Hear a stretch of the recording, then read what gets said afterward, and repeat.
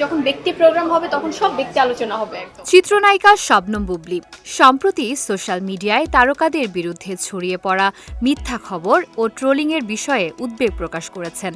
তিনি বলেন, বর্তমানে তারকাদের নামে ভিডিও বানানো, গুজব ছড়ানো এবং ব্যক্তিগত আক্রমণ খুব সাধারণ ঘটনা হয়ে দাঁড়িয়েছে।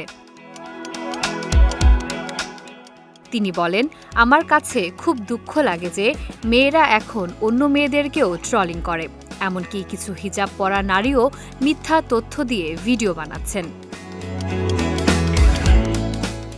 বুবলী মনে করেন, এই ধরনের কর্মকাণ্ড ইসলামকে অবমাননা করে। তিনি বলেন, আমাদের ধর্মে গীবত করা সবচেয়ে জঘন্য কাজ হিসেবে গণ্য। সামাজিক ও নৈতিকভাবে এটি কখনোই গ্রহণযোগ্য নয়।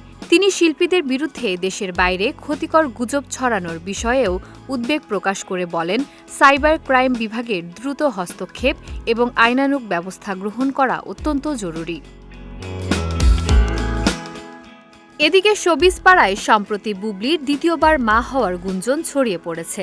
সাংবাদিকরা সরাসরি এ বিষয়ে প্রশ্ন করলে তিনি বিষয়টি রহস্যের আড়ালে রেখেছেন। বুবলী বলেন, ব্যক্তিগত বিষয় নিয়ে মানুষের কৌতূহল স্বাভাবিক, তবে তা আলোচনার জন্য আলাদা সময় ও পরিবেশ থাকা উচিত। বর্তমানে বুবলী তার আসন্ন চলচ্চিত্র পিনিকের কাজ নিয়ে ব্যস্ত সময় পার করছেন। সিনেমার আধা চাঁদ শিরোনামের রোমান্টিক গানটি সম্প্রতি ওয়ান টেকে শুট হয়ে বাংলা সিনেমার ইতিহাসে নতুন রেকর্ড গড়েছে বলে প্রযোজনা প্রতিষ্ঠান জানিয়েছে।